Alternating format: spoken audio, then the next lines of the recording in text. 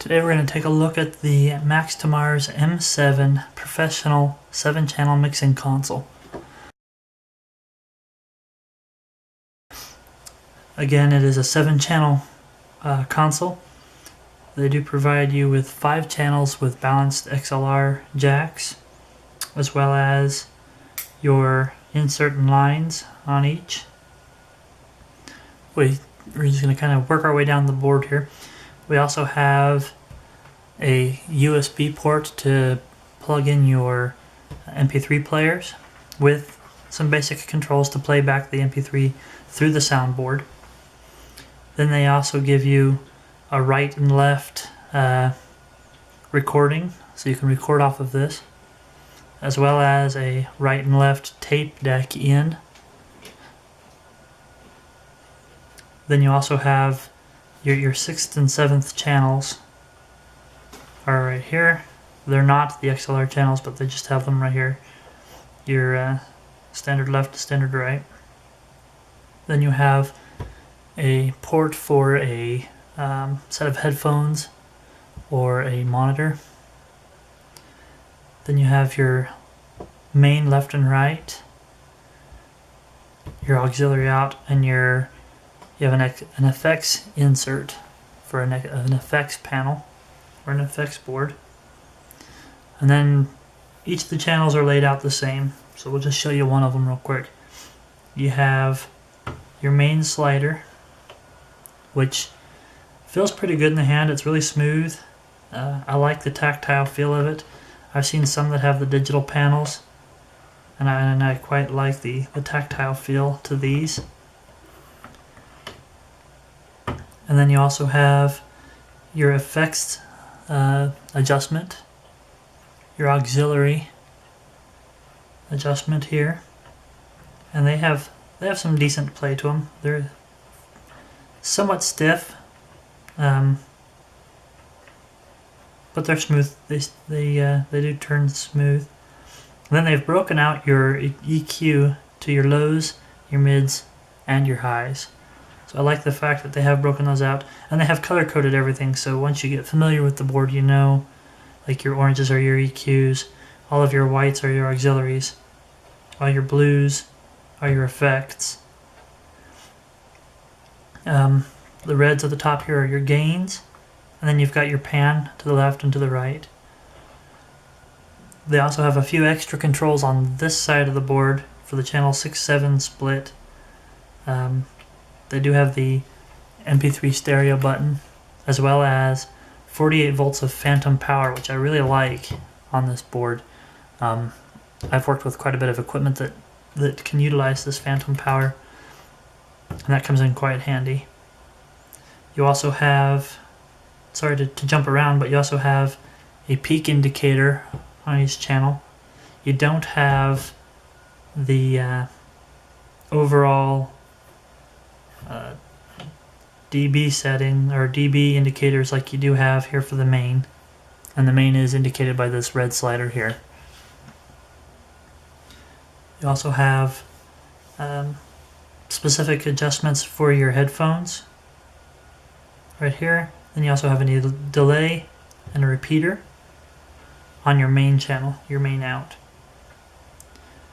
All in all, it's a really nice entry-level board, I think, with plenty of options for your standard home-based mixing solutions.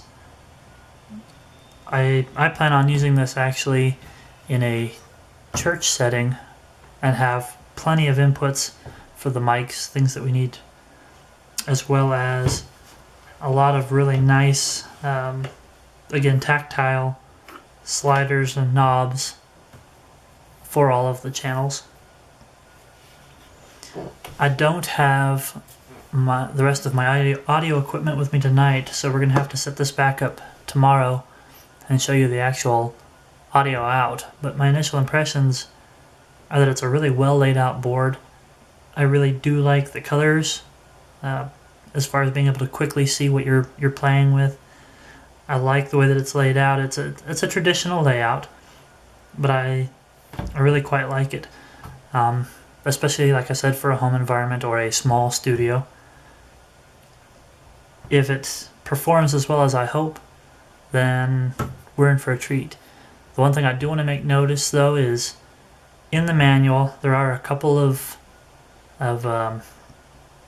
typos as well as a few misreferences that are easy enough to pick up on. Like the one that I remember specifically, at one point they label one of these dials a 16 and then later on it's actually the 17 as far as their layout. But again, it's real easy to get through. Not a whole lot of reading really at all. It's about 7 or 8 pages. As soon as I get a hold of my audio equipment tomorrow, I'll set this up and we'll try it with some sound. And I actually have a good friend that does a lot of mixing that'll help us get some good feedback on this mixer as well. And we'll finish it up with some final thoughts afterward. Just want to show you that I have a real basic setup here. All I've got is an external speaker off to the side here a little bit, but an external speaker. And I'm playing music off of my MP3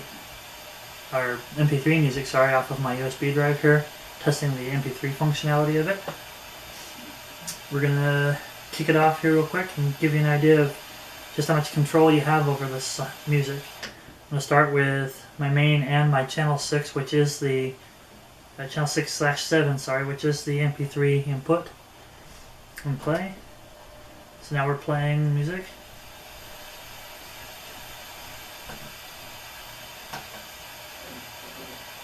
Let's get it started.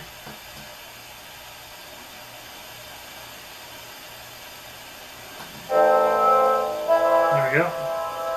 This is messing with, or playing with the main slider. And right now I have channel 6 and 7 down really low, but the main slider is all the way up. And as I kick up the main slider, you can hear, actually sorry, that's channel 6/7 slider, you can hear I have quite a bit of play.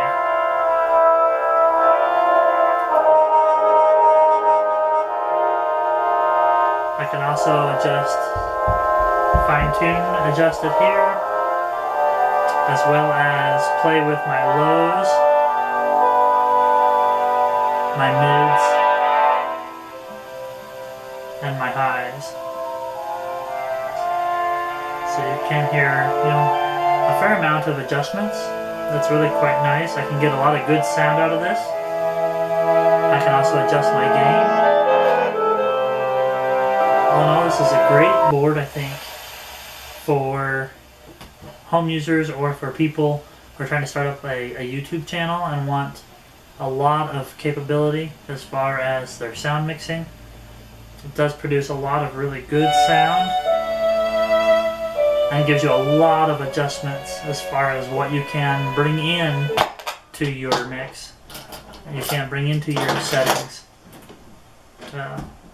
All around a great board with plenty of options for an excellent price. Much better, I think, than anything else in that price range.